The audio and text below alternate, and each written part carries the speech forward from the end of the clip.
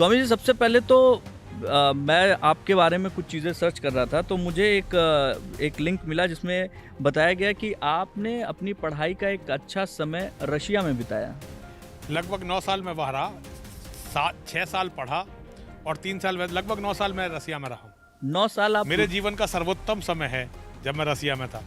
देखिए, बचपन की यादें होती हैं, माँ की गोद है, अपने दादी बाबा के साथ खेलना है, अपने भाइयों के साथ लड़ना और उनके साथ खेलना, उनके साथ झगड़ना, वो प्यार अपने दोस्तों के साथ, अद्भुत होता है बचपन। लेकिन वो जो सर्वोत्तम संघर्ष का काल है वो है जब आदमी विश्वविद्यालय में होता है, जहाँ से आदमी संघर्ष करने की, सीखने की शुरुआत करता है। बचपन में तो कोई संघर्ष होता ही नहीं। तो मेरे जीवन का वो काल जब मैं विश्वविद्यालय में था तो वो रूस में था, मैं मॉस्को में, जो रूस की राजधानी है मॉस्को, उसी में रहता था मैं। तो वहाँ पे एक बार अगर कोई व्यक्ति बाहर जाता है, जो नॉर्मली हमारे यहाँ पे भारतीयों के बीच में एक सोच है, आप नॉर्मल किसी के पास जाइए कि उनका लड़का विदेश चल गए भैया, अब वापस थोड़ो नहीं आए। मतलब कहने का ये है कि जो बाहर जाता है वो वापस आने की नहीं सोचता है। आप वहाँ गए, आपने वहाँ पढ़ाई की और उसके बाद फिर आप एक लेवल तक पहुँचे और 9 साल बिताने के बाद वापस कैसे? देखिए, ये नियति है। नियति पता नहीं आदमी को कहाँ लेकर आती है, कोई नहीं जानता। नियति पता नहीं कब क्या करवाती है। मेरा बहुत ही अच्छा जीवन था, बहुत अच्छा काम मैं कर रहा था और मतलब सब कुछ था मेरे पास। जो आदमी सोचता है कि मेरे पास होना चाहिए वो सब कुछ था, लेकिन नियति मुझे यहाँ ले आई। अब इसका कोई जवाब नहीं होता भैया। नियति तो महादेव लिखते हैं। हाँ, महादेव लिखते हैं, माँ लिखती हैं, वही तय करते हैं। सबकी किस्मत उन्होंने तय की है। मैं जिस परिवार में जन्मा हूँ, जिस परिवार में मेरा जन्म हुआ, हमारे यहाँ किसी सन्यासी का पैदा होना बहुत ही बुरा माना जाता है, बहुत ही बुरा माना जाता है। हमारे यहाँ सन्यासी को शुभ नहीं माना जाता। मतलब सन्यासी वैसे तो शुभ है, लेकिन अपने परिवार में कोई सन्यासी हो जाए ये बहुत ही बुरा माना जाता है। यहाँ तक कि अगर कोई हमारे घर में डाकू हो जाए हमारे परिवार में, तो लोग कहते हैं अच्छा है, डाकुओं का समर्थन है, सन्यासियों का समर्थन नहीं। ऐसे परिवार में मेरी माँ ने और महादेव ने मुझे जन्म दिया और सन्यासी बनाया। ये उनकी योजनाएं हैं। मेरा पूर्ण समर्पण है। मेरी तो जीवन कभी समझ में नहीं आया। तो आपने सन्यास कब धारण किया? मैंने सन्यास किया 2001 या 2 में धारण किया, एग्जैक्ट मुझे याद नहीं है, 1 या 2 में मैंने सन्यासी हो गया था। बल्कि देखिए, एक बात बताऊं मैं आपसे, जो सन्यासी की वर्तमान परिभाषा है उसको देखते हुए मैं कभी सन्यासी न था, ना हूं और ना ही कभी हो सकूंगा। लोग कहते हैं घर का त्याग कर दो तो सन्यासी होते हैं, मोह का त्याग कर दो तो सन्यासी होते हैं। मेरे से कभी मेरा घर, मेरा मोह कभी कुछ छूटा ही नहीं और बढ़ गया।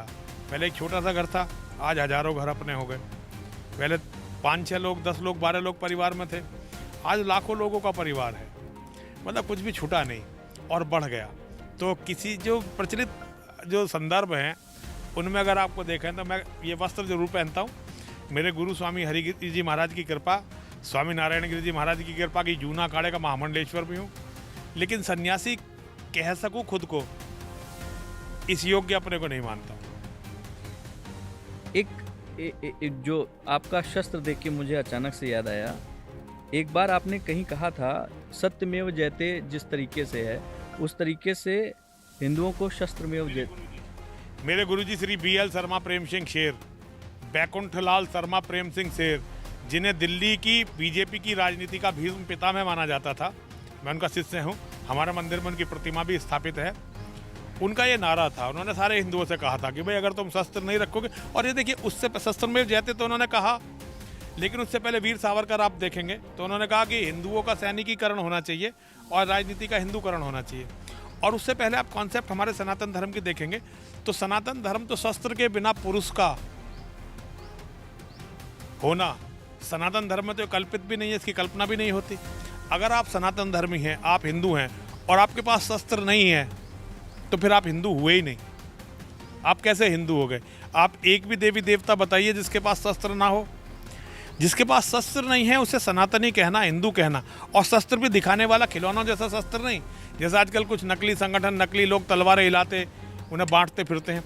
अच्छे से अच्छा शस्त्र, आपको ध्यान होगा जब पांडवों को वनवास हो गया, चीरहरण के बाद, जुए के बाद जब पांडवों को वनवास हुआ तो योगेश्वर श्री कृष्ण ने अर्जुन को कहा था अब योगेश्वर से बड़ा कौन भगवान है? अर्जुन, गांडीवधारी अर्जुन, उन्होंने कहा था कि अब ये जो समय तुम्हें मिला है इसमें तुम शस्त्रों की खोज करो, पूरी दुनिया में जाओ और जहां से भी कोई शस्त्र मिल सके उस शस्त्र को लेकर आओ और सबसे अधिक महादेव की कृपा प्राप्त करना, माँ की कृपा प्राप्त करना, ताकि तुम हर युद्ध में विजयी हो सको। तो देखिए, सनातन धर्म तो साक्षात योगेश्वर है। योगेश्वर ही सनातन धर्म है। मर्यादा पुरुषोत्तम भगवान श्री राम, उनका जीवन ही सनातन धर्म है। हमारे बाबा परशुराम जी, उनका जीवन ही सनातन धर्म है। बजरंगबली हनुमान, ये साक्षात सनातन धर्म के अवतार हैं। तो जो इन्होंने किया वही धर्म है। तो अगर योगेश्वर अपने परम शिष्य को, अपने परम भक्त को, अपने परम स्नेही को, अपने संबंधी को, अर्जुन को अगर शस्त्र विद्या के लिए कहते हैं, आदेशित करते हैं, जबकि अर्जुन सबसे बड़े महारथी हैं, फिर भी कहते हैं कि नहीं अभी काम पूरा नहीं हुआ, अभी और शस्त्र अर्जित करो, तो मैं तो एक छोटा सा योगेश्वर का शिष्य हूँ, योगेश्वर का अनुयायी हूँ। मैं तो योगेश्वर के हर बात का अनुसरण और अनुकरण करने का प्रयास करता हूँ। तो मुझे तो शस्त्र रखने चाहिए और मैं योगेश्वर का संदेश पूरी दुनिया को देना चाहता हूँ। अगर सभ्य समाज शस्त्रों से दूर हो जाएगा तो राक्षस पूरी मानवता को खा जाएंगे। इसलिए सभ्य समाज को सदैव ही शस्त्रधारी होना चाहिए। जैसे हमारे गुरु गोविंद सिंह जी महाराज अपने पूरे एक वर्ग को, जिसे खालसा कहा जाता है, जिन्हें सिख कहा जाता है, उन्हें हथियार धारण करवा कर गए हैं। इसलिए आप देख लिए पूरी दुनिया में उनका डंका बजता है। तो आज के युग में राक्षस कौन है? आज के युग में राक्षस हैं जो, देखिए, हाँ, जिन्हें, देखिए मैं बताता हूँ, जिन्हें सतयुग या त्रेता या द्वापर में राक्षस कहा जाता था, आज वो मुसलमान नाम का जीव है, जो मोहम्मद को फॉलो करते हैं, जो मोहम्मद को अपना आदर्श मानते हैं। मोहम्मद की किताब है कुरान, कुरान पर चलते हैं, वो सब के सब राक्षस हैं। उन्हें मानव नहीं माना जाना चाहिए। जो लोग उन्हें मानव मानते हैं वो गलत समझते हैं।